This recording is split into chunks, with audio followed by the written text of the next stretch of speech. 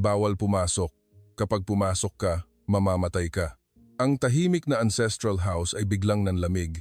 Tila huminto ang tunog ng tubig at maging ang paghinga ng lahat sa harap ni Aling Corazon de la Cruz, ang matriarch ng isang korporasyon na bilyon-bilyon ang halaga. Isang batang babae na putik ang mukha at namumula ang mga kamay mula sa ginaw ay nakatayo, nanginginig. Sinubukan ng isa sa mga gwardiya na sunggaban ang leeg ng damit ng bata ngunit hindi ito sumuko. Sa halip, lumukso ito patungo sa malaking palangguyan. Zaboom! Tumalsik ang timba at kumalat ang tubig sa paligid.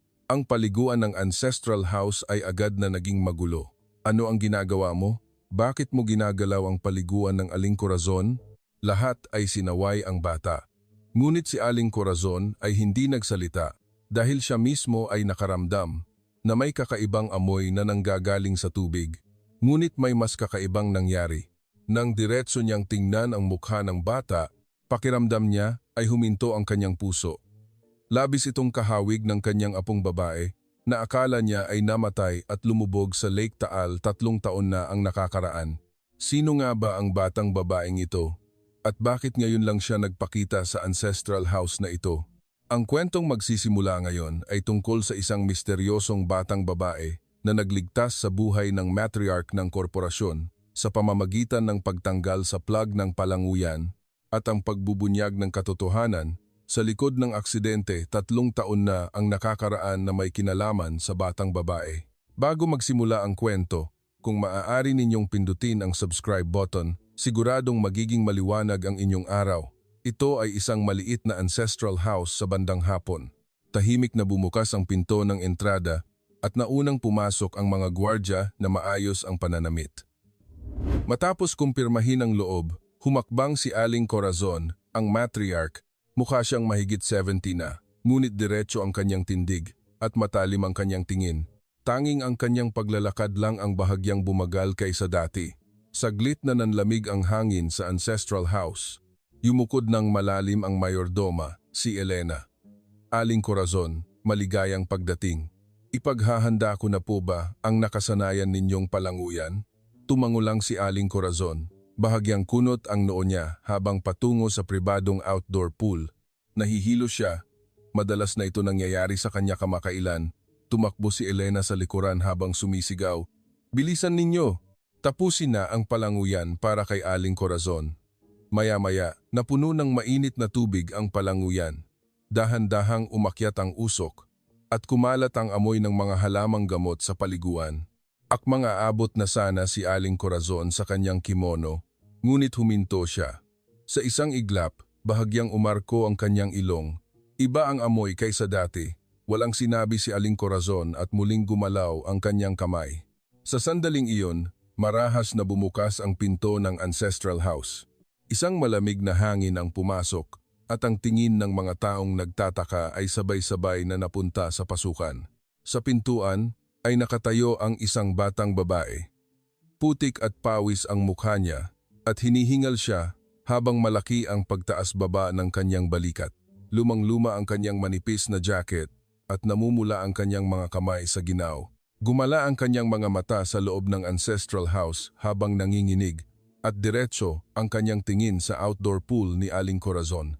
Nanginginig ang boses ng bata ngunit malinaw na sumigaw. Bawal pumasok! Kapag pumasok ka, mamamatay ka. Nanlamig ang ancestral house. Huminto ang tunog ng tubig at maging ang pagbangga ng timba. Matapos ang ilang segundong katahimikan, isang lalaki ang mabilis na tumayo mula sa kanyang upuan at galit na sumigaw. Hoy! Paano nakapasok ang batang ito rito? Kumunot ang noo ng babaeng katabi niya. Sino ang kasama ng batang iyan? Paano kung matalsikan ng tubig ang mahal kong damit? Hindi ba ito isa na namang bata na ginagamit para manghingi ng pera? Mabilis na lumapit ang isang gwardiya sa bata. Lumabas ka.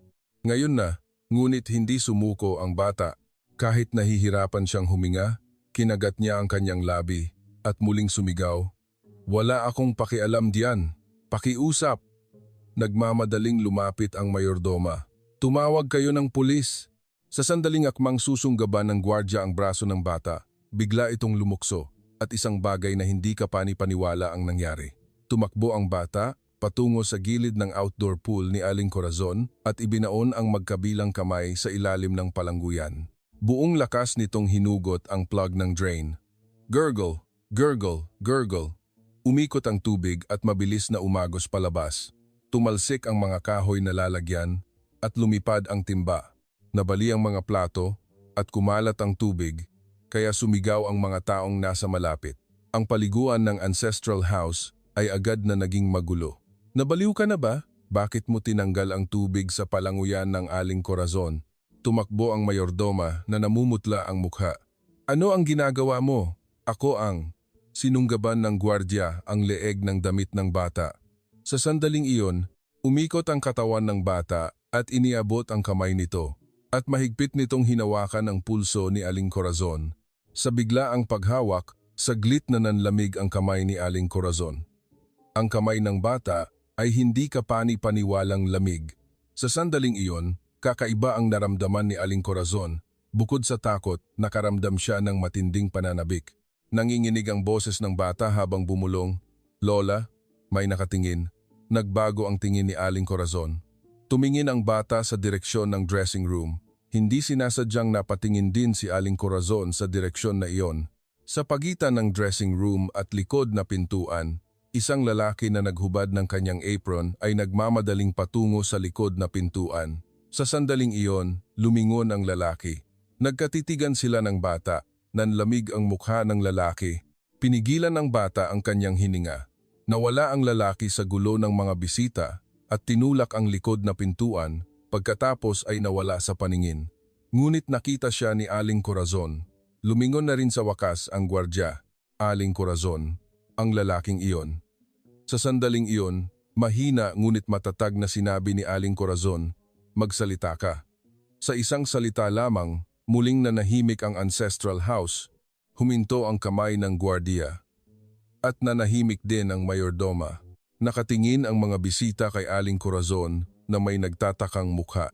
Ilang sandali pang tiningnan ni Aling Corazon ang walang laman na palanguyan at ang mga timba na nakakalat sa sahig, pati na rin ang nabasag na plato. Pagkatapos, ibinaling niya ang tingin sa bata. Bakit mo ginawa iyon? Nilunok ng bata ang kanyang laway na tila nabibigatan at nanginginig ang boses nito habang sinabi, kakaiba ang amoy. Walang sinabi si Aling Corazon dahil nararamdaman din niya kanina na iba ang amoy. Sa isang bahagi ng ancestral house, may bumulong. Tumigil si Aling Corazon. Dahan-dahang pinakawalan ni Aling Corazon ang malamig na kamay ng bata at tahimik na sinabi, dalhin ninyo ang batang ito. Nagmamadaling lumabas ang mayordoma. Aling Corazon, hindi po maaari. Hindi lumingon si Aling Corazon at mas matatag na sinabi, ako ang mananagot. Sa pagkabigkas ng mga salitang iyon, nagbago ang hangin sa ancestral house. Ang mga mata ng lahat na noon ay nagagalit sa bata ay nagbago tungo sa pagtataka at kuryosidad. Muling lumingon ang bata sa direksyon ng dressing room. Habang humihinga ng malalim, sinabi nito kay Aling Corazon, ngayon po ang araw na hindi ako dapat pumunta rito. Nanlamig ang mukha ni Aling Corazon. Sa sandaling dahan-dahang aakayin ng gwardiya ang bata, mahina siyang nagdagdag, tinatawag ang kanyang sekretarya na si Liza Santos at mahinang sinabi, huwag tawagan ng pulis. Kung kumalat ito sa labas, agad itong tatakpan. Huwag masyadong maging kapansin-pansin. At bulong ni Aling Corazon habang nakatingin sa mga nakakalat na timba at nabasag na plato sa sahig, akala ko rin may kakaiba. Umandar ang sasakyan. Nakaupo si Maya sa likod, nakatingin sa labas ng bintana. Paulit-ulit siyang lumilingon sa likuran. Nakaupo si Aling Corazon sa tabi ni Maya, binabantayan ang bata. Mula sa passenger seat, lumingon si Secretary Liza. Aling Corazon, i-report po ba natin sa pulis? Umiling si Aling Corazon. Hindi pa. Ngunit suriin ninyo muna ang ancestral house. Nanahimik sandali ang loob ng sasakyan. Sa sandaling iyon, umarko ang ilong ni Maya. Kumunot ang noo niya. Lumapit si Aling Corazon. Anong problema? Hindi sumagot si Maya. Tanging ang pagtingin-tingin niya sa loob ng sasakyan. Tinitigan ni Aling Corazon si Maya. Sino nga ba ang batang ito? Ilang sandali, may tumawag kay Liza. Opo, naiintindihan ko po. Ibinaba ni Liza ang telepono at lumingon sa likuran. Aling Corazon, may tawag po mula sa Ancestral House. Napag-alaman po na bahagyang nag-alinlangan si Liza. Biglang nagbago po ang tagalinis ng palanguyan ngayong araw. Nagkasakit daw po ang regular na empleyado, kaya iba po ang dumating. Nanlamig ang mukha ni Aling Corazon. Tumingin siya sa labas ng bintana. Wala siyang sinabi. Maingat na nagtanong si Liza. Susuriin po ba natin ang CCTV? Suriin. Huminto ang sasakyan sa traffic light. Bahagya lang nakabukas ang bintana. Biglang yumuko si Maya. Umarko ang kanyang ilong. Tiningnan ni Aling Corazon si Maya. Anong problema? Lola, sumakay sa hangin. Pareho ang amoy sa Ancestral House. Lumingon si Maya sa likuran. At muling humarap. Wala siyang sinabi. Tiningnan ni Liza ang rear view mirror. Aling Corazon, may isang itim na sasakyan po sa likuran. Nagbago ang signal light. Umandar ang sasakyan. Umandar din ang itim na sasakyan sa parehong direksyon. Muling tiningnan ni Liza ang rearview mirror. Sumusunod po sila. Nagbago ang boses ni Aling Corazon at naging malamig. Bumalik tayo. Opo. Lumiko ang driver sa isang eskinita. Lumiko rin ang itim na sasakyan. Kinagat ni Maya ang labi niya habang nakatingin sa likuran. Tiningnan ni Aling Corazon si Maya. Nanginginig ang mga mata ni Maya. Hinawakan ni Aling Corazon ang kamay ni Maya. Malamig ito. Sa pangalawang eskinita, nawala sa paningin ang itim na sasakyan. Tiningnan ni Liza ang rearview mirror. Wala na po. Hindi pinakawalan ni Aling Corazon ang kanyang tensyon. Patuloy na suriin. Nakauwi sila sa mansyon. Bumukas ang gate at pumasok ang sasakyan. Sumara ang gate. Bumaba si Aling Corazon kasama si Maya. Tahimik ang hardin. Tumingin-tingin si Maya sa paligid. Dinala ni Aling Corazon si Maya sa loob. Sumunod si Liza. Pinaupo ni Aling Corazon si Maya sa sofa. Umupo siya sa tabi nito. Ano, ang pangalan mo? Nag-alinlangan sandali si Maya at mahinang sumagot. Maya po, apelido? Umiling siya. Hindi ko po alam. Bakit ka biglang pumunta sa Ancestral House? Nag-isip sandali si Maya. Dumaan lang po ako, tapos kakaiba po ang amoy. Amoy? Amoy bakal po. Amoy delikado. Nanginginig ang tingin ni Aling Corazon. Ang lolo mo? Ang lolo na kasama mo? Yumuko si Maya. Bawal po sabihin. Bakit? Sabi po niya. Malalaman ko raw po kapag dumating si Aling Corazon. Tiningnan ni Aling Corazon ang mukha ni Maya. Sa ilalim ng sikat ng araw, malinaw na nakikita ang mukha ni Maya. Pakiramdam ni Aling Corazon ay huminto ang kanyang hininga. Maingat na sinabi ni Liza, Aling Corazon, baka tinaas ni Aling Corazon ang kamay at pinatigil si Liza. Lumabas ka muna, umalis si Liza. Ilang sandali pang tinitigan ni Aling Corazon si Maya. Sana ay nagkataon lang, ngunit sa tingin ko ay hindi. Nang gabing iyon, tahimik ang mansyon, ngunit abala si Aling Corazon sa kanyang study. Isang lumang file ang nakabukas sa mesa. Ito ay mga record ng aksidente. Dahan-dahang kinuha ni Aling Corazon ang isang litrato. Isang batang babae na mukhang 6 o 7 taong gulang, masigla siyang nakangiti sa sikat ng araw. Bahagyang nanginginig ang kamay ni Aling Corazon. Ang mga mata sa litrato ay labis na kahawig ng batang nakita niyang tumatakbo sa hardin kanina. Sa sandaling iyon, mahina ang kumatok sa pintuan. Pasok. Pumasok si Liza. Aling Corazon, tulog na po ang bata sa guest room. Hindi inalis ni Aling Corazon ang tingin sa litrato. Lumapit si Liza at tiningnan ang litrato. Saglit siyang natigilan na tila huminto ang kanyang hininga. Aling Corazon, itong litrato. Itinago ni Aling Corazon ang litrato. Liza, opo, tingnan mong muli ang record ng aksidente 3 taon na ang nakakaraan. Nanginginig ang mga mata ni Liza. Ngayon po, oo ngayon. 1 oras pagkatapos, pumasok muli si Liza na may hawak na tablet. Malungkot ang kanyang mukha. Sa araw ng aksidente, nahulog po ang sasakyan sa lawa. Hindi nag-angat ng mukha si Aling Corazon. Ang apo po ninyo at ang kanyang ama ay nasa loob po ng sasakyan. Ilang sandaling nanahimik. Nailigtas po ang ama, ngunit hindi na po nakita ang apo ninyo. Huminto ang kamay ni Aling Corazon sa mesa. Naitala po ba na patay? Hindi po, nawawala po. Dahan-dahang ipinikit ni Aling Corazon ang kanyang mga mata. Kung gayon, wala pong tiyak na impormasyon. Hindi makasagot si Liza. Kinabukasan ng umaga, Dahan-dahang binuksan ni Aling Corazon ang pinto ng guest room. Nakaupo si Maya sa ibabaw ng kumot, nakatingin sa labas ng bintana. Inilawan ng sikat ng araw ang mukha ng bata. "Maya, anak." Lumingon ang bata. "Lola." Sa isang salita lamang, lumakas ang tibok ng puso ni Aling Corazon. "Nakatulog ka ba ng maayos?" "Opo." Umupo si Aling Corazon sa tabi ng bata. "Maya, anak, pwede ba akong magtanong?" Masiglang tumango ang bata. "May naaalala ka ba sa iyong pagkabata?" Nag-isip sandali si Maya at umiling. "Hindi ko po masyadong maalala, Maya, anak." Saglit na kumislap ang mga mata ni Maya. "Minsan po." "Anong klase ng panaginip?" Nag-alinlangan ng matagal ang bata at pagkatapos ay nagsalita, "Malamig na tubig." Nagulat na gumalaw ang kamay ni Aling Corazon sa kanyang hita at pagkatapos may yumakap po sa akin. "Sino?" Umiling si Maya. "Hindi ko po nakita ang mukha. Pero mainit po." Dahan-dahang niyakap ni Aling Corazon ang bata. Saglit na nanginginig ang katawan ng bata. Hapon na, nagpunta si Aling Corazon sa ospital. Nakasandal ang tungkod sa bintana ng silid at nakatingin si Mang Ramon del Pilar sa labas. "Ramon, anak, inay." Ngumiti si Mang Ramon, ngunit parang walang lakas. "Kumusta ang pakiramdam mo?" "Ayos lang po." Nag-alinlangan ng matagal si Aling Corazon at nagtanong, "Naalala mo ba ang araw na iyon? 3 taon na ang nakakaraan." Umiling si Mang Ramon. "Wala po akong naaalala." Pati si Maya, bahagyang gumalaw ang kamay ni Mang Ramon sa kanyang hita. "Patawad po, inay." Hindi na nagtanong pa si Aling Corazon. Sa halip, hinawakan niya ang kamay ni Mang Ramon ng ilang sandali. Paglabas nila ng silid, sinabi ni Liza, "Aling Corazon, ang insidente maraming bagay po ang hindi tumutugma sa record ng aksidente." Huminto si Aling Corazon. "Kaya nga kailangan nating maging maingat. Hindi po ba kayo mag-iimbestiga?" Umiling si Aling Corazon. "Hindi pa." "Bakit po?" Tumingin si Aling Corazon sa labas ng bintana.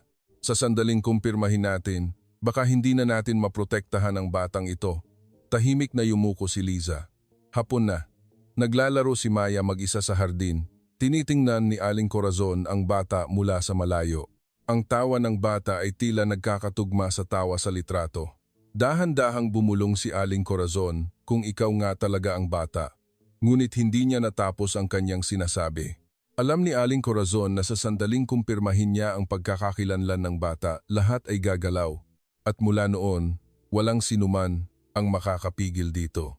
Habang tinititigan si Maya, binalikan ni Aling Corazon ang mas malalayong alaala. 40 taon na ang nakakaraan. Sa parehong study, sa kabilang dulo ng mesa, nakatayo ang isang lalaki, si Amang Tadeo. "Aling Corazon, hindi ba tayo ang magkasamang nagtatag ng kumpanyang ito?" Itinulak ni Aling Corazon ang mga dokumento. "Iba ang ating pananaw sa pamamahala. Ang lihim na pagbili ng mga shares para paalisin ako, iyan ba ang pamamahala?" Hindi sumagot si Aling Corazon. Umalis si Amang Tadeo, patungo sa pinto at huminto. "Susuko ako." Sumara ang pinto. Pagkatapos nito, pinaalis si Amang Tadeo sa kumpanya at nawalan ng lahat. Ang anak ni Amang Tadeo ay sumuong sa ilegal na transaksyon upang muling itayo ang negosyo ng kanyang ama, inaresto at namatay sa bilangguan dahil sa sakit. Naniniwala si Amang Tadeo na ang lahat ng iyon ay nagsimula sa pagtataksil ni Aling Corazon at nagkimkim siya ng galit sa loob ng 40 taon. Bumalik tayo sa kasalukuyan. Iminulat ni Aling Corazon ang kanyang mga mata. Basang-basa ang kanyang mga mata. Lumapit si Maya. "Lola, anong problema?" "Wala lang, anak." Niyakap ni Aling Corazon ang bata. Nang gabing iyon, nakaupo siya sa kanyang kama, tinitingnan ang litrato. Ang dating Maya at ang kasalukuyang Maya, labis silang magkahawig. Sa sandaling iyon, tumunog ang telepono. Aling Corazon, nakita na po ang isang saksi na nakakita sa sitwasyon malapit sa lugar ng aksidente 3 taon na ang nakakaraan. Nanliit ang mga mata ni Aling Corazon. "Makikipagkita ako." Matapos ibaba ang telepono, dahan-dahang bumulong si Aling Corazon. Hindi madaling mawala ang mga bata, ngunit malinaw na sinasabi ng mga record, patay na ang bata. Kinabukasan ng umaga, nakaupo si Aling Corazon sa kanyang study, Nakabukas sa mesa ang file ng record ng aksidente 3 taon na ang nakakaraan. Dahan-dahang inabot ni Liza ang tablet.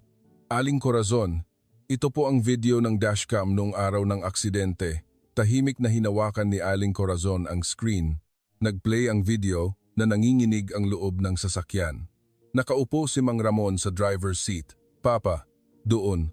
Sa sandaling narinig ang boses ng bata, lumakas ang pagyanig ng screen at narinig ang sigaw ni Mang Ramon. Maya, pagkatapos noon biglang naputol ang video. Bahagyang nanginginig ang mga daliri ni Aling Corazon. Tinabig po ng sasakyan ang guardrail at nahulog sa lawa. Agad po itong nai-report, ngunit 7 minuto bago dumating ang rescue team. Walang record sa loob ng 7 minuto na iyon. Ang mga call log, CCTV at eyewitness accounts ay pawang blanco. Inilipat ni Aling Corazon ang pahina ng file. Lumabas sa unang linya ng final report. Walang posibilidad ng pagkakaligtas ng bata. Pakiramdam ni Aling Corazon ay huminto ang kanyang hininga. Ang bata lamang po ang nasa loob ng sasakyan. Walang bakas ng bata ang nakita. Dahan-dahang inilapag ni Aling Corazon ang tablet. Naiintindihan ko. Sa sandaling iyon, bumukas ang pinto ng study. Si Veronica de la Cruz. Hindi nag-angat ng mukha si Aling Corazon. Anong kailangan mo? Mukhang hindi po maganda ang kulay ng balat ninyo. Sinabi ni Veronica habang lingid na sumisilip sa bintana, sa direksyon kung saan matatanaw ang hardin. Hindi napansin ni Aling Corazon ang tingin na iyon. Nabalitaan ko po na may bata sa mansyon. Bisita lang siya na pansamantalang mananatili. Hindi na nagtanong pa si Veronica, ngunit hindi nagtagal ang kanyang ngiti. Ganoon po ba? Kung gayon, magpapaalam na po ako. Habang papalabas, muling tiningnan ni Veronica ang loob ng mansyon. Tila may inaamoy siya, bahagyang umarko ang kanyang ilong at tinitigan ng bata. Tita, sa maingay na mundo ngayon, napakabilis ninyong magpapasok ng tao. Ang ganitong klase ng bata ay sa simula pa lang ay may tingin na. Iniisip kung ano ang pwedeng makuha. Lumapit si Veronica kay Maya at naglabas ng isang mapanuksong ngiti at mahinang sinabi, "Alam mo ba, bata, na hindi ito ang lugar mo? Ang isang piraso lang ng gamit dito sa bahay na ito ay mas mahal pa sa buong katawan mo. Bago ka pa makagawa ng anumang gulo, mas mabuting lumabas ka na ng kusa." Nanginginig na umatras si Maya at ngumiti ng mapanukso si Veronica habang papalabas sa study. Nang sumara ang pinto, mahinang sinabi ni Liza, "Sa tingin ko po, nagpunta siya para kumpirmahin. Bantayan ninyo, hapon na." Tinitingnan ni Aling Corazon si Maya sa hardin. Nakangiti si Maya sa ilalim ng puno. Sa tingin na iyon, sumagi sa isip ni Aling Corazon ang isang alaala. 3 taon na ang nakakaraan, sa parehong hardin, sa parehong puno. Lola, ang tawa ng bata. Ang alaala ay nang akmang aabutin na sana ni Aling Corazon. Nang sumara ang pinto, mahinang sinabi ni Liza, "Aling Corazon, doon po." Tinuro niya ang pader. Nanliit ang mga mata ni Aling Corazon. Gabi na, natutulog si Maya sa silid. Nakatayo si Aling Corazon sa tabi ng bintana, nakatingin sa labas. Sa kabilang dulo ng pader sa hardin, tila may isang malabong anino ang gumagalaw. Agad na kinuha ni Aling Corazon ang kanyang telepono. "Liza, suriin mo ang hardin." Ilang sandali, lumabas si Liza kasama ang mga gwardiya. Binantayan ni Aling Corazon mula sa ikalawang palapag. Sinuri ni Liza ang malapit sa pader, ngunit walang tao. Sa sandaling iyon, may pinulot si Liza mula sa lupa. Pagbalik sa study, inabot ni Liza ang isang maliit na plastic bag. "Aling Corazon, nakita po namin malapit sa pader." Binuksan ni Aling Corazon ang bag. May isang piraso ng papel sa loob. May mga numero na nakasulat sa papel. Nakatupi ito sa gitna. At hindi masyadong luma ang tupi. Anong ibig sabihin nito? Maingat na sinabi ni Liza. "Ito po ay isang alert code. Isang signal po ito na ginagamit sa loob para sa paglapit sa isang tao." Ano? Ang ikatlong silid ay ang silid na ginagamit ni Maya. "Anak." Namutla ang mukha ni Aling Corazon. May nagta-target sa silid ni Maya. "Anak." Tumango si Liza. "Maglalagay po tayo ng security." Tumingin si Aling Corazon sa labas ng bintana. "Mula ngayong gabi, kay Maya sa silid ko matutulog." Gabi na, natutulog si Maya sa kama ni Aling Corazon. Nakaupo si Aling Corazon sa sofa, binabantayan si Maya. Nagbaling-baling si Maya habang bumubulong, naipong tubig. Lumapit si Aling Corazon, masamang panaginip ang nakikita ni Maya. Maya, anak, ayos ka lang ba? Hinawakan ni Aling Corazon ang kamay ni Maya. Idinilat ni Maya ang kanyang mga mata. Lola, nanaginip po ako. Tumango si Maya. Tubig na naman, malamig na tubig. Tapos may humila po sa akin. Nanginginig ang kamay ni Aling Corazon. Hindi ko po alam kung sino. Hindi ko po nakita ang mukha. Muling ipinikit ni Maya ang kanyang mga mata. Hinaplos ni Aling Corazon ang buhok ni Maya. Kinabukasan ng umaga, may tumawag kay Aling Corazon mula kay Liza. Aling Corazon, kahapon po, nakausap ko po ang saksi. Anong sinabi niya? May nakita raw po siyang kahina-hinalang bagay sa lawa noong araw ng aksidente. Lumapit si Aling Corazon. Ano? Bago raw po dumating ang rescue team, may pumasok sa lawa. Sino? Malayo raw po, kaya hindi malinaw. Ngunit saglit na huminto si Liza. Ngunit may hinila raw po palabas at isinakay sa sasakyan. Huminto ang hininga ni Aling Corazon. Bata po ba iyon? Maingat na sumagot si Liza. Posible po. Ibinaba ni Aling Corazon ang telepono at tumingin sa labas ng bintana. Naglalaro si Maya sa hardin. May nagligtas sa iyo at tinago ka ng 3 taon. Bakit? Hapon na. Muling nagpunta si Aling Corazon sa ospital. Ngayon ay mag-isa siya. Binuksan niya ang pinto ng silid ni Mang Ramon. Nakaupo si Mang Ramon sa upuan, nakatingin sa labas ng bintana. Ramon, anak, lumingon si Mang Ramon. Inay, dumating po kayo. Umupo si Aling Corazon sa harap ni Mang Ramon. Ramon, anak, wala ka talagang naaalala? Umiling si Mang Ramon. Opo, inay. Tinitigan ni Aling Corazon si Mang Ramon. Noong araw na iyon, may 7 minutong blanko. Bahagyang kumilos ang kamay ni Mang Ramon sa kanyang hita. Anong ibig sabihin ninyo? Mula sa pag-report ng aksidente hanggang sa pagdating ng rescue team, may 7 minutong record na nawawala. Anong nangyari sa loob ng panahong iyon? Nanginginig ang mga mata ni Mang Ramon. Wala po akong malay. Hindi na nagtanong pa si Aling Corazon. Tahimik niyang binantayan ang ekspresyon ni Mang Ramon. May tinatago din ang batang ito. Ilang araw ang lumipas. Hindi dinala ni Aling Corazon si Maya sa labas. Nanatili lang sila sa loob ng mansyon, ngunit unti-unting hindi na mapakali si Maya. Lola, gusto ko pong lumabas. Hindi pa pwede, anak. Bakit po? Hindi makasagot si Aling Corazon. Nang hapon na iyon, nagmamadaling pumasok si Liza sa study. Aling Corazon, may problema po. Anong nangyari? Nawawala po si Maya, anak. Mabilis na tumayo si Aling Corazon mula sa kanyang upuan. Ano? Naglalaro po siya sa hardin. Ngunit sa isang saglit lang na hindi namin nabantayan, nawala po siya. Tinulak ni Aling Corazon si Liza at lumabas. Maya, anak, sinuri niya ang bawat sulok ng hardin, ngunit wala si Maya kahit saan. Sinaliksik ng mga gwardiya ang bawat sulok ng mansyon. Sarado ang pangunahing gate. Nakalock din ang likod na gate. Namutla ang mukha ni Aling Corazon. Sa sandaling iyon, tinuro ni Liza ang pader. Aling Corazon, doon po. Sa likod ng pader, may nakitang maliit na butas. Sapat ang laki para makalusot ang isang bata. Agad na sumakay si Aling Corazon sa sasakyan. Kailangan nating hanapin. Ngayon na, sa parehong oras, sa labas ng bayan, mabilis na naglalakad si Maya sa isang eskinita. Paulit-ulit siyang lumilingon sa likuran. Sinabi ni Lolo Mateo dati, tinuro ang pader. Kung kailangan mong lumabas, dumaan ka doon at pumunta ka sa lolo mo. Pumasok si Maya sa isang pamilyar na eskinita. Sa sandaling iyon, may humawak sa balikat ni Maya. Maya, anak. Lumingon si Maya. Si Lolo Mateo. Lolo. Niyakap ni Maya si Lolo Mateo nang masigla. Mahigpit na niyakap ni Lolo Mateo si Maya. May luha sa kanyang mga mata. Miss na miss kita, anak. Ako rin po. Pinakawalan ni Lolo Mateo si Maya at tumingin sa paligid. Walang sumunod, anak? Umiling si Maya. Ayos lang po. Dinala ni Lolo Mateo si Maya sa mas liblib na eskinita. Isang lumang bahay. Pumasok sila. Maliit at luma ang loob ng bahay. Pinaupo ni Lolo Mateo si Maya sa upuan. Uminom ka ng tubig. uminom si Maya ng tubig. Habang tinitingnan si Maya, nagtanong si Lolo Mateo, "Ayos ka ba sa mansyon na iyon?" "Opo.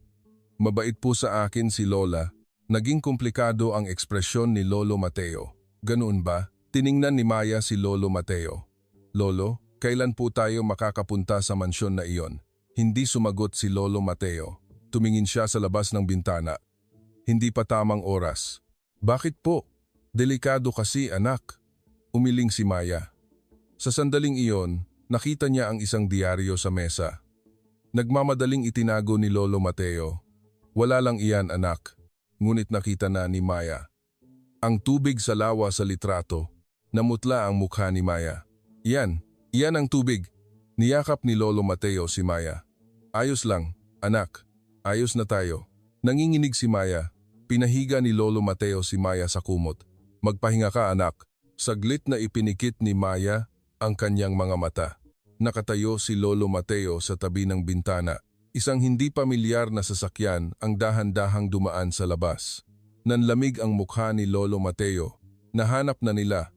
Agad na kinuha ni Lolo Mateo ang kanyang telepono, ngunit hindi siya makatawag. Hindi pa. Konti pa. Hindi nag-iisa si Lolo Mateo.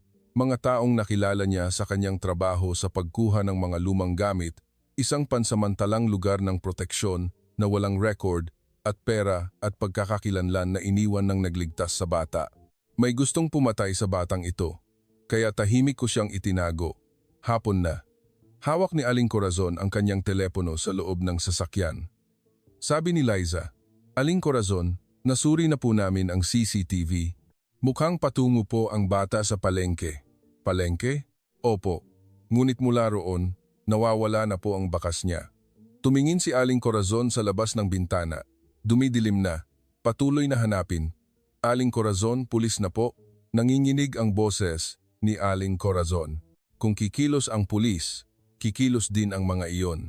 Tahimik na yumuko si Liza. Gabi na. Sa harap ng bahay ni Lolo Mateo, huminto ang isang itim na sasakyan. Isang lalaki ang bumaba. Dahan-dahan siyang lumapit habang tinitingnan ang bahay. Nakita ni Lolo Mateo ang lalaki mula sa ikalawang palapag. Mabilis niyang ginising si Maya. "Maya, anak, gising. Ngayon na, aalis tayo." "Bakit po?" Hinawakan ni Lolo Mateo ang kamay ni Maya. "Wala tayong oras, bilisan mo." Lumabas sila sa likod na pinto. Mabilis silang naglakad sa eskinita. Narinig nila ang mga yapak mula sa likuran. Dinala ni Lolo Mateo si Maya sa mas liblib na eskinita. Pagkatapos ng mahabang lakaran, sa wakas ay huminto sila. Habang humihinga ng malalim, tiningnan ni Lolo Mateo si Maya. "Maya, anak, kailangan mo nang bumalik." "Saan po?" "Sa mansyon na iyon." "Sa Lola, ang matriarch." Tumango si Maya. Niyakap ni Lolo Mateo si Maya. "Mag-ingat ka, anak. Huwag kang magtitiwala sa kahit sino. Tanging sa Lola, ang matriarch lang." "Opo." Dinala ni Lolo Mateo si Maya sa pangunahing kalsada. Pinaran niya ang isang taxi. Habang isinasakay si Maya, sinabi niya sa driver, "Pakidala po sa address na ito." Binigyan ni Lolo Mateo si Maya ng isang piraso ng papel. "Pagdating mo, ibigay mo ito kay Lola." "Si Lolo po, kailangan ko pang maghintay ng kaunti." Dagdag ni Lolo Mateo, "Ang mansyon na iyon ay maaaring mukhang pinakadelikado, ngunit sa ngayon, ito rin ang pinakaligtas na lugar." Umandar ang taxi. Tinitigan ni Lolo Mateo ang pag-alis nito. May luha sa kanyang mga mata. Konti pa lang, anak. Kailangan mong magtiis." 10:00 na ng gabi. Bumukas ang gate ng mansyon, pumasok ang taxi. Lumabas si Aling Corazon sa pintuan. "Maya, anak." Bumaba si Maya mula sa taxi. Niyakap ni Aling Corazon si Maya ng mahigpit. "Saan ka ba nagpunta, anak? Alam mo bang labis akong nag-alala?" Isinubsob ni Maya ang mukha sa dibdib ni Aling Corazon. "Patawad po, Lola." Dinala ni Aling Corazon si Maya sa loob. Lumapit si Liza. "Aling Corazon, buti na lang po." Pinaupo ni Aling Corazon si Maya sa sofa. "Saan ka ba nagpunta?" Hindi sumagot si Maya. Kinuha niya ang isang piraso ng papel mula sa bulsa niya. "Ito po, ipinapabigay po." Kinuha ni Aling Corazon ang papel. Binuksan niya. "Pakiprotektahan po ang batang ito. May nagtatarget po sa kanya." Nanlamig ang mukha ni Aling Corazon. Kanino mo nakuha ito? Isinara ni Maya ang kanyang bibig. Hindi na nagtanong pa si Aling Corazon. Kinabukasan ng umaga, nasa study si Aling Corazon kasama si Liza. Aling Corazon, nakita na po namin ang driver ng taxi kahapon. Anong sinabi niya? Sinakay niya raw po ang bata sa labas ng palengke. Isang matandang lalaki raw po ang naghatid. Sa sandaling iyon, kumatok sa pinto. Pasok. Pumasok si Liza. Aling Corazon, narito po si Veronica. Nagkatitigan si Aling Corazon at Liza. Ilang sandali, pumasok si Veronica. May hawak siyang briefcase. Tita, magandang umaga po. Anong kailangan mo? Umupo si Veronica sa sofa. Umupo din si Aling Corazon sa tapat. May gusto po akong ipakita sa inyo, tita. Kinuha ni Veronica ang isang file mula sa kanyang briefcase. Ano iyan? Tita, ito po ay mga dokumento na hindi kayang galawin ng pulis. Mga dokumento po na umabot na sa mga mas nakatataas. Mga impormasyon po ito tungkol sa aksidente 3 taon na ang nakakaraan. Huminto ang kamay ni Aling Corazon. Binuksan ni Veronica ang file. Lumabas ang ilang litrato. Ito po ay mga record ng pulis. Personal ko po itong nakuha. Tiningnan ni Aling Corazon ang litrato. Nakita niya ang lawa. At isang maliit na damit ang nakakabit sa isang sanga. Ito po ay damit ng bata. Huminto ang hininga ni Aling Corazon. Kinuha ni Veronica ang susunod na dokumento. Tita, tingnan ninyo po itong Certificate of Authenticity. Ito po ay nagpapatunay na ang mga gamit ng bata na nakita sa ibaba ng aksidente ay tumutugma. Mahina ang boses ni Veronica habang sinabi, Tita, alam po ba ninyo kung gaano kahirap ang itago ito ng lihim sa loob ng 3 taon dahil ayaw ko po kayong mag-alala? Ngayon po, ang batang iyon ay isang impostor na ipinadala ng isang tao na nagtatarget sa inyong kayamanan? Direktang tiningnan ni Aling Corazon ang mga mata ni Veronica. Bahagyang nanginginig ang mga daliri ni Veronica. Agad na naramdaman ni Aling Corazon na ang kinakatakutan ni Veronica ay hindi ang impostor na bata, kundi ang paglitaw ng totoong bata. Nanginginig ang kamay ni Aling Corazon. Imposible iyan. Tita, ayoko rin po sanang maniwala. Ngunit itinulak ni Veronica ang mga dokumento. Hindi po natin pwedeng hayaan na masira ang imahe ng kumpanya dahil sa ganito. Kailangan din po ninyong isipin ang kalusugan ninyo. Direktang tiningnan ni Aling Corazon si Veronica. Humilig si Veronica. Ang batang iyon na nasa mansyon ngayon, akala niyo po ba siya si Maya, anak? Hindi sumagot si Aling Corazon. Tita, hindi po si Maya. Anak ang batang iyan. May ebidensya ka ba? Ito po ang ebidensya. Muling itinuro ni Veronica ang mga dokumento. Tita, niloloko lang po kayo. Direktang tiningnan ni Aling Corazon si Veronica. Umalis ka na. Tita, ngayon na po. Tumayo si Veronica. May gumagamit po sa inyo. Ginamit nila ang batang iyan. Umalis ka na, sabi ko. Nagpunas ng luha si Veronica sa panyo sa harap ni Aling Corazon at sinabi, Tita, alam po ninyo kung gaano ko hinanap si Maya, anak? Sa sandaling iyon, nakita ni Aling Corazon ang refleksyon ni Veronica sa salaming bintana, ang mapanuksong ngiti sa likod ng panyo. Habang inaayos ni Veronica ang mga dokumento at papalabas, sinabi niya, Tandaan ninyo ang sinabi ko, delikado ang batang iyan. Umalis si Veronica. Nang sumara ang pinto, nanlamig si Aling Corazon. Inalalayan siya ni Liza. Aling Corazon, ayos lang po ba kayo? Tiningnan ni Aling Corazon ang mga dokumento sa mesa. Nanginginig ang kanyang mga kamay. Patay na si Maya, anak. Maingat na sinabi ni Liza. Aling Corazon, kailangan po nating suriin ang mga dokumento na iyan. Peke siguro. Ngunit tiningnan ni Aling Corazon si Liza.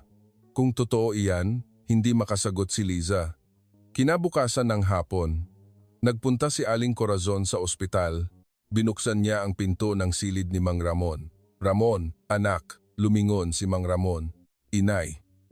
Umupo si Aling Corazon sa harap ni Mang Ramon.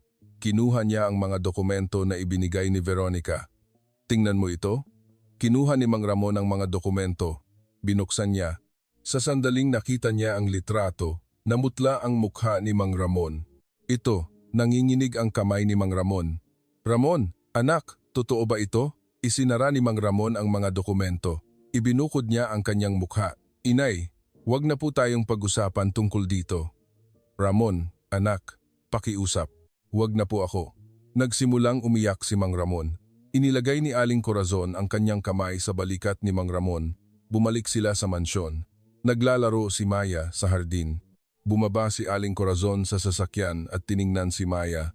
Tumakbo si Maya. Lola, tiningnan ni Aling Corazon si Maya. Sa ilalim ng sikat ng araw, ang mukha ni Maya ay labis na kahawig ng nasa litrato. Ngunit ang mga salita ni Veronica ay paulit-ulit na umiikot sa kanyang isip. Ang batang iyan ay hindi si Maya, anak. Niyakap ni Aling Corazon si Maya. Maya, anak, hindi makasagot si Lola. Sino ka nga ba talaga? Gabi na. Nakaupo si Aling Corazon mag-isa sa kanyang study. Sa mesa, may dalawang bagay na nakalagay. Ang mga dokumento na ibinigay ni Veronica at ang papel na ipinadala ni Lolo Mateo. Pakiprotektahan po ang batang ito. May nagtatarget po sa kanya. Tiningnan ni Aling Corazon ang dalawa. Ang isa ay nagsasabing impostor ang bata. Ang isa naman ay nagsasabing protektahan ang bata. Ipinikit ni Aling Corazon ang kanyang mga mata. Ano ang dapat kong paniwalaan? 11:00 na ng gabing iyon. Hindi makatulog si Aling Corazon, nakaupo sa study. Tumunog ang telepono. Hindi kilalang numero. Hello, inay, si Mang Ramon. Tumayo si Aling Corazon mula sa upuan. Ramon, anak, nasaan ka? Sa labas po ng ospital. Nasa ospital ka, sinabi ni Veronica na dumating raw. Anong nangyari? Nanginginig ang boses ni Mang Ramon. Inay, kailangan po nating magkita. Kailangan ko po kayong kausapin. Ngayon? Saan? Sa tabing ilog po ng Quiapo. Mga 30 minuto po. Bumaba si Aling Corazon sa sasakyan. Kasama niya si Liza. Sa isang bench, nakaupo si Mang Ramon. Walang tungkod. Huminto ang hakbang ni Aling Corazon. Tumayo si Mang Ramon. Lumakad ka? Ramon! Anak! Ikaw! Tiningnan ni Mang Ramon ang lupa. May luha sa kanyang mga mata. Inay, pasensya na po. Lumapit si Aling Corazon. Anong nangyari? Hindi pa po ako tuluyang gumagaling. Habang humihinga ng malalim, sinabi ni Mang Ramon, hindi po ako makalakad ng matagal. Kaya po sa ospital, gumamit po ako ng tungkod. Yumuko si Mang Ramon. Naaalala ko po ang lahat. Mula sa simula, huminto ang hininga ni Aling Corazon. Ano? Ang amnesia po ay kasinungalingan. Humakbang si Liza.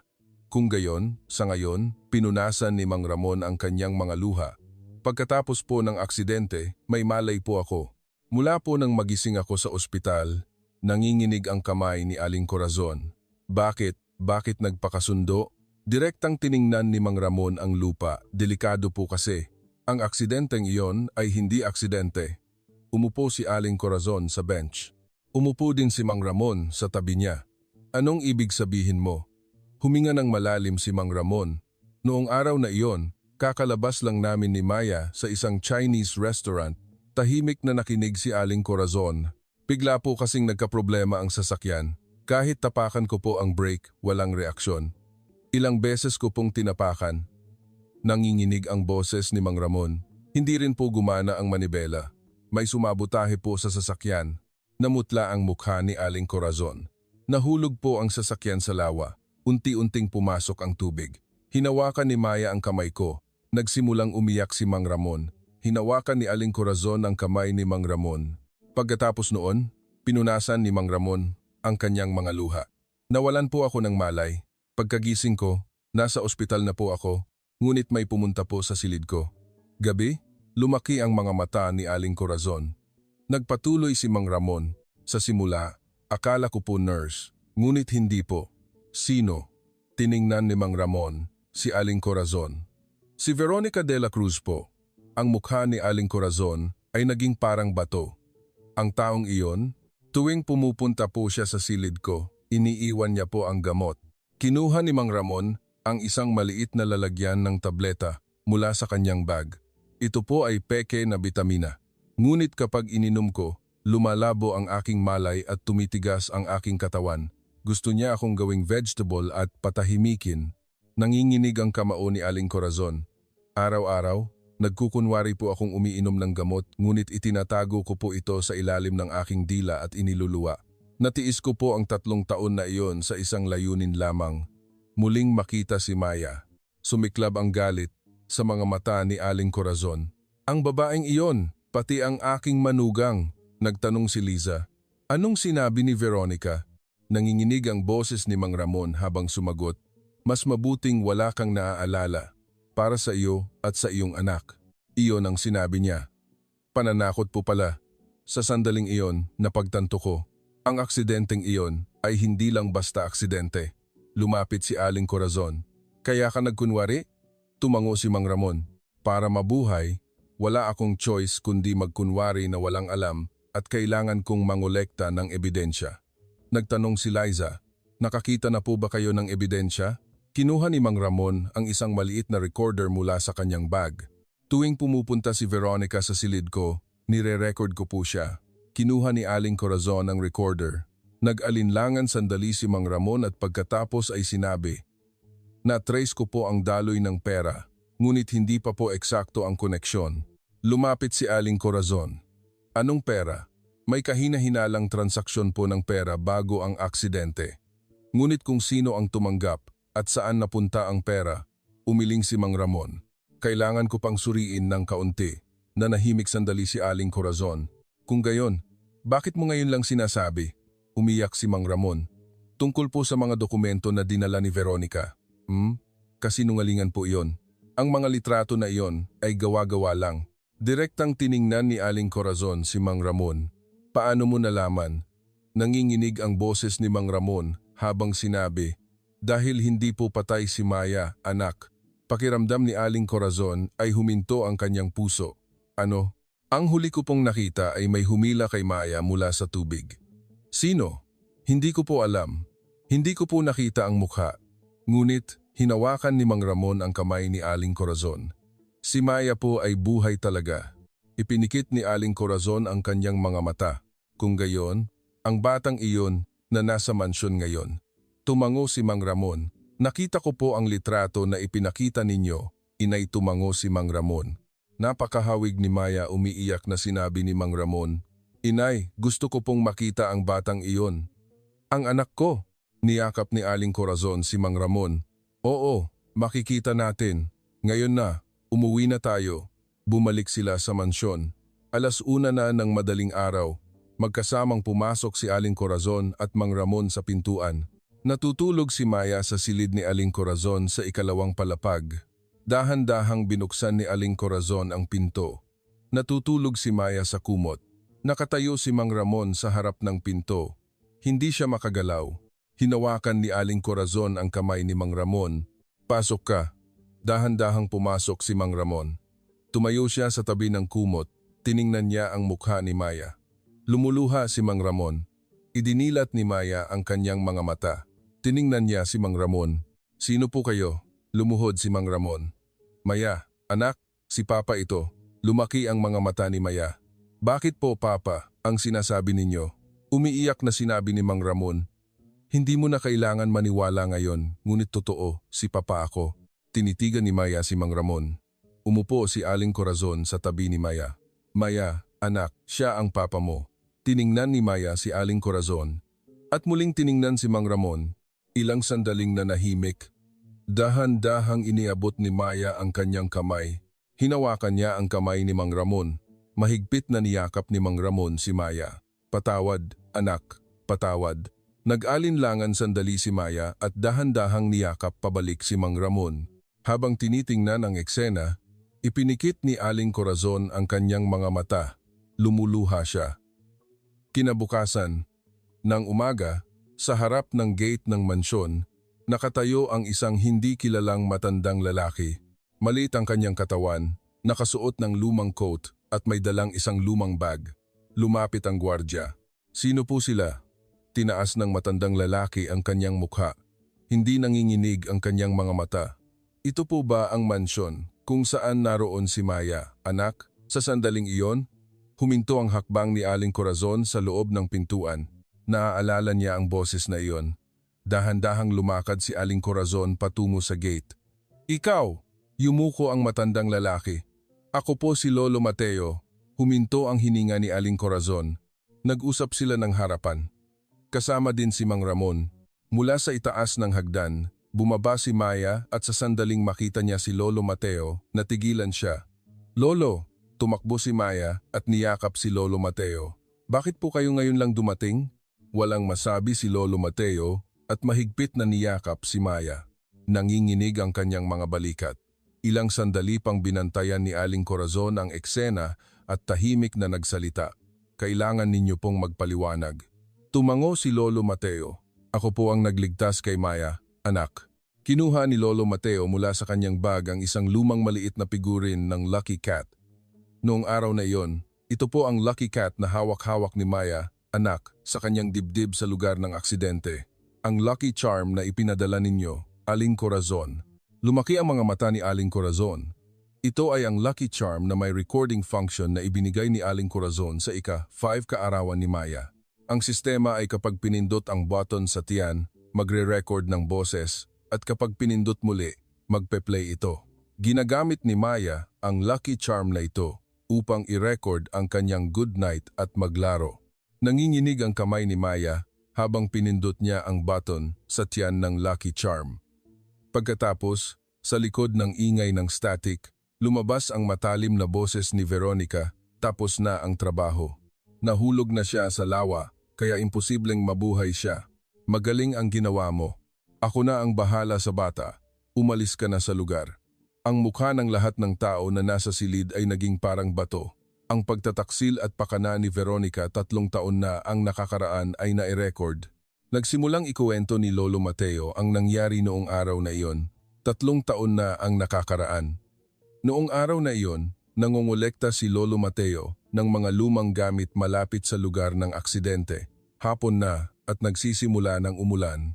Narinig ang malakas na ingay at sumigaw ang mga tao. Isang sasakyan ang tumabig sa guardrail at nahulog sa lawa. Hindi nag-alinlangan si Lolo Mateo at tumakbo patungo sa lawa. Sa sandaling iyon, isang itim na sasakyan ang biglang huminto. Isang lalaki ang bumaba mula sa sasakyan, tumingin sa paligid at pagkatapos ay lumukso sa lawa. "Tulungan ninyo ako." Sumunod din si Lolo Mateo sa kanya. Ang lalaki ay humihila ng isang bata mula sa tubig. Walang malay ang bata, ngunit humihinga pa. "Bilisan mo." Binuhat ng lalaki ang bata at tumungo sa sasakyan. Malinaw na nakita ni Lolo Mateo ang mukha niya. Isa itong tauhan ni Veronica. Hinabol ni Lolo Mateo ang sasakyan. Hindi ito taxi o pulis. Basta naglakad lang siya hanggang sa makaya ng kanyang mga paa. Pumasok ang sasakyan sa isang malaking mansyon sa labas ng bayan. May nakasulat na pangalan sa gate, De La Cruz. Ilang araw pagkatapos noon, hindi umalis si Lolo Mateo sa tabi ng bahay na iyon. Araw at gabi, binantayan niya ito. Isang araw, narinig niya ang iyak ng bata mula sa bintana. Sa gabing iyon, nagdesisyon si Lolo Mateo. Mga 1 buwan pagkatapos, biglang nawalan ng tao ang bahay na iyon. May mga bakas na lumipat ang lahat. Tumawid si Lolo Mateo sa pader. Tahimik ang loob ng bahay at nakahiga ang bata mag-isa sa isang maliit na silid. Hindi niya maidilat ang kanyang mga mata. Binuhat ni Lolo Mateo ang bata at tumakas. "Ayos lang anak, ayos na tayo." Iyon si Maya. Itinago ni Lolo Mateo si Maya at namuhay ng lihim. Sa simula, wala siyang naaalala. Hindi niya masabi ng maayos ang kanyang pangalan, pamilya o salita. Ngunit gabi-gabi, ipinapakita ni Lolo Mateo ang litrato ni Aling Corazon kay Maya. "Ito ang lola mo anak. Balang araw, magkikita kayo." Paulit-ulit na tinitigan ni Maya ang litrato at sa kalaunan, ang salitang lola na lang ang hindi niya nakalimutan. At may isa pang tiyak na bagay. Si Maya ay labis na sensitibo sa amoy. Kung may sirang pagkain, siya ang unang makakaalam at kapag lumapit ang isang delikadong tao, nanginginig ang kanyang katawan. Natuto ang batang ito sa pamamagitan ng kanyang katawan para mabuhay. Nanginginig ang mga mata ni Aling Corazon sa mga salita ni Lolo Mateo. Kaya sa ancestral house, opo, naramdaman niya ang panganib. Nagtanong si Aling Corazon, "Paano mo inalagaan ang batang ito sa loob ng 3 taon?" Nag-alinlangan sandali si Lolo Mateo at pagkatapos ay sinabi, "Sa totoo lang, nag-i-invest po ako. Matagal na po." Lumaki ang mga mata ni Aling Corazon. Ibig sabihin, ang tahimik na investor na naririnig sa mundo ng pananalapi. Ngumiti si Lolo Mateo, ngunit walang nakakaalam. Namuhay po ako bilang isang matandang lalaki na nangongolekta ng basura at ang kinita ko po ay idinodonasyon. Iyan po ang aking paraan. Bakit po? Tahimik na sinabi ni Lolo Mateo. May masakit na nakaraan po ako na dulot ng sarili kong pagkakamali. Gusto ko pong gugulin ang natitirang buhay ko ng tahimik bilang pagbabayad sala. Tinitigan ni Aling Corazon si Lolo Mateo. Ngunit si Maya, anak nang makita ko po ang batang ito, hindi ko po siya kayang basta na lang palampasin. Sa sandaling iyon, pumasok si Liza. Aling Corazon, handa na po. Inilapag ang mga dokumento sa mesa. Bank statement, record ng service garage, call history.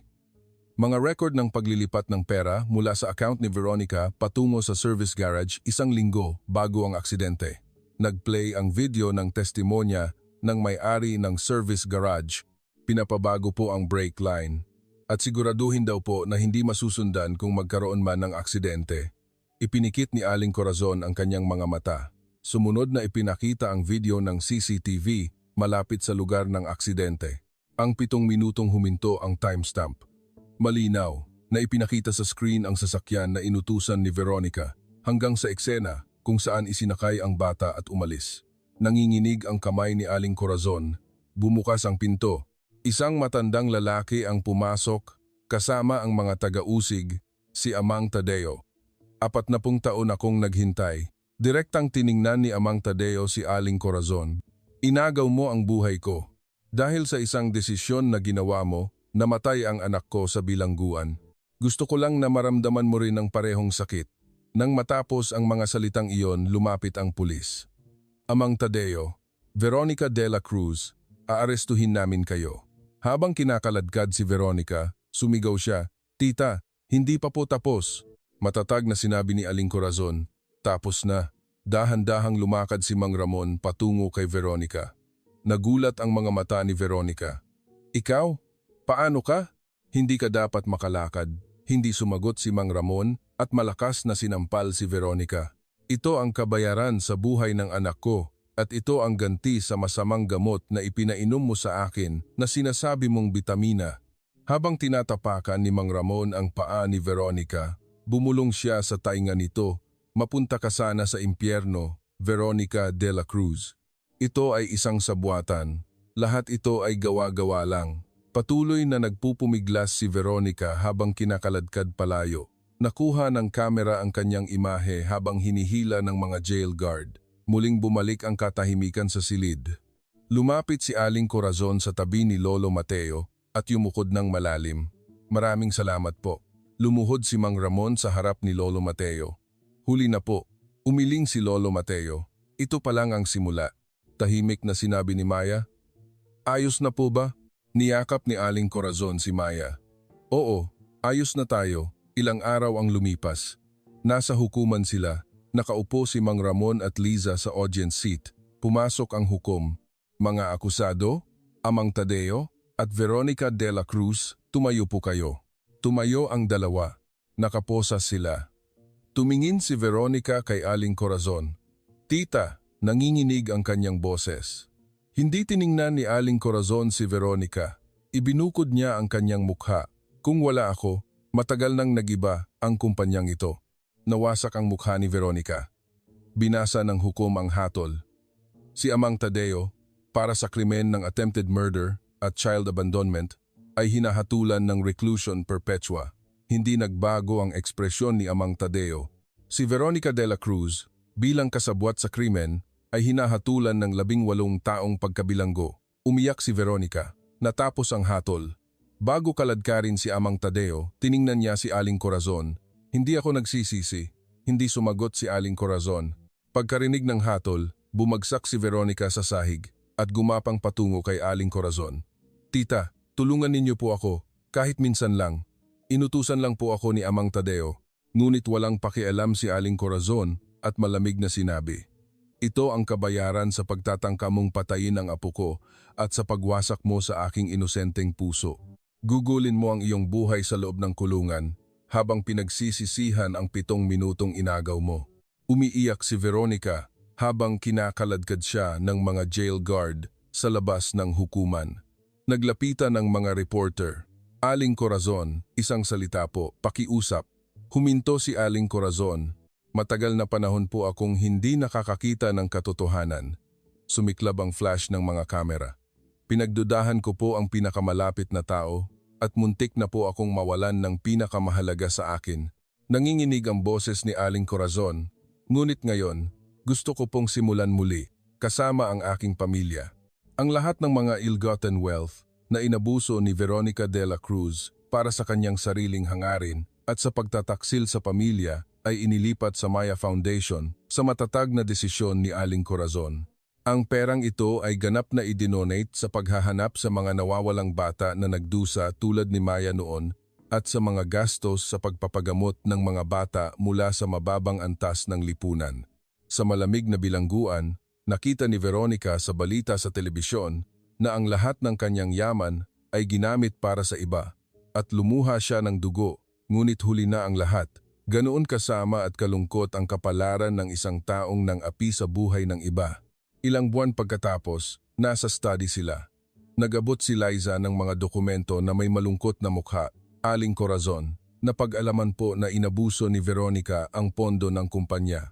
Nasa delikadong estado po ang pananalapi. Namutla ang mukha ni Aling Corazon. Sa sandaling iyon, kumatok sa pinto. Pasok. Pumasok si Lolo Mateo. Makatutulong po ako. Tiningnan ni Aling Corazon si Lolo Mateo. Anong ibig sabihin ninyo? Hanggat kailangan, walang kondisyon.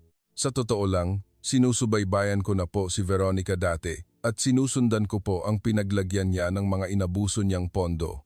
Nagulat ang mukha ni Liza habang tinitingnan si Lolo Mateo. Tahimik na sinabi ni Lolo Mateo, hindi ba't pamilya na tayo? Sa mga mahirap na panahon, dahil kay Maya, anak, nakayanan ko. Hindi ako ang nagligtas kay Maya anak, kundi si Maya anak ang nagligtas sa akin. Tayo po ay nagkonekta dahil kay Maya, anak. May luha sa mga mata ni Aling Corazon. Isang linggo pagkatapos, nagtatakbuhan si Maya sa hardin ng mansyon. Nakaupo si Mang Ramon sa bench ng walang tungkod, tinitingnan ang bata. Maayos ang kanyang rehabilitation. Nakaupo din si Lolo Mateo sa tabi niya. Talaga pong tapos na. Tahimik na sinabi ni Mang Ramon. Tumango si Lolo Mateo. Simula pa lang ito, ngayon pa lang. Tumakbo si Maya. Papa, may bulaklak po doon. Niyakap ni Mang Ramon si Maya. Oo, ang ganda anak. Ngumiti si Maya. Tahimik na ngumiti si Lolo Mateo habang tinitingnan ang eksena. Hapon na, 4 na tao ang nagtipon sa silid. Si Aling Corazon, Mang Ramon, Maya, at Lolo Mateo. Nakalatag sa mesa ang mainit na hapunan. Kinuha ni Aling Corazon ang kanin para kay Maya. Kumain ka ng marami anak. Akmang hahawakan na sana ni Maya ang chopsticks, ngunit huminto siya at dahan-dahan niyang inamoy. Tiningnan ni Aling Corazon si Maya. Tumango si Maya. Pwede na pong kumain. May luha sa mga mata ni Aling Corazon. Oo, ayos na tayo. Sabay-sabay silang nagsimulang kumain. Isang tahimik na gabi pagkatapos ng matagal na panahon. Pagkatapos kumain, naglakad si Aling Corazon sa hardin kasama si Maya. Maya, anak. Gusto mo bang pumasok sa eskwela? Opo. Sa susunod na linggo, makakapasok ka na. Tumalon sa tuwa si Maya. Ngumiti si Aling Corazon habang tinitingnan ang eksena. Lumakad si Mang Ramon. Inay, sa pagpasok po ni Maya, pwede po ba akong sumama? Oo naman, may luha sa mga mata ni Mang Ramon. Maraming salamat po at pasensya na po. Hinawakan ni Aling Corazon ang kamay ni Mang Ramon. Lahat tayo ay nahirapan. Tumingin na lang tayo sa unahan. Gabi na. Nakaupo si Aling Corazon mag-isa sa study. Sa mesa, may lumang litrato na nakalagay. Ang litrato ni Maya 3 taon na ang nakakaraan at ang litrato na kinuha ngayon, tiningnan niya ang dalawa. Pareho sila.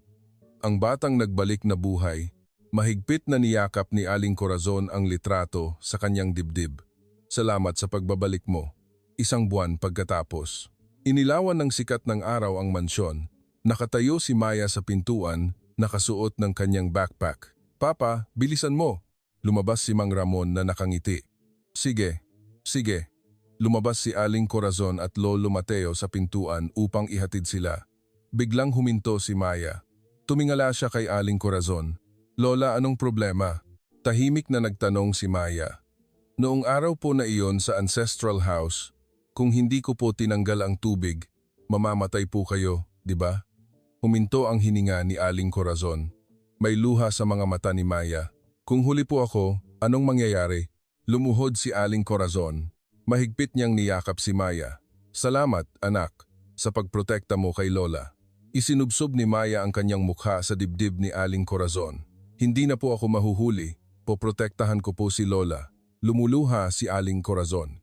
Lumapit din si Mang Ramon at niyakap silang dalawa. Ipinikit ni Lolo Mateo ang kanyang mga mata habang tinitingnan ang eksena. Ilang sandali, sumakay na si Maya at Mang Ramon sa sasakyan. Umandar ang sasakyan. Inihatid sila ni Aling Corazon at Lolo Mateo. Tahimik na sinabi ni Lolo Mateo, "Tapos na talaga." Ngumiti si Aling Corazon. Hindi, simula pa lang ito. Dahan-dahan silang naglakad sa hardin. Mainit ang sikat ng araw. Huminto si Aling Corazon sa tabi ng lawa.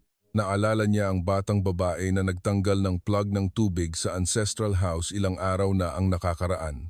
Tumingala si Aling Corazon sa langit. Isang malinaw na langit na walang ulap. Noon, akala ko po ay katapusan na, ngunit simula pala ito. Nagtanong si Lolo Matatumayo, ano ang iniisip ninyo? Tungkol kay Maya, si anak. Kung paano siya lalaki. Kung paano magiging ama si Mang Ramon. Kung paano tayo mamumuhay bilang isang pamilya. Iyan po ang iniisip ko. Tiningnan ni Aling Corazon si Lolo Mateo at hinawakan niya ang kamay ni Lolo Mateo patungo sa isang bagong gawang maliit na annex sa likuran ng mansyon. Dahan-dahan silang naglakad patungo sa mansyon. Habang dumadaan sa pintuan, lumingon si Aling Corazon. Nakita niya ang hardin, punong-puno ng sikat ng araw. Ngumiti si Aling Corazon at pumasok sa loob. Maraming salamat sa pagsama sa amin hanggang sa katapusan ng mahabang kwentong ito. Kung saan man kayo nakikinig, ang isang komento ay magiging malaking inspirasyon para sa akin. Naway laging may kapayapaan at init ng araw sa bawat araw ng inyong buhay. Para sa susunod na kwento, paki-like at subscribe sa channel. Maraming salamat.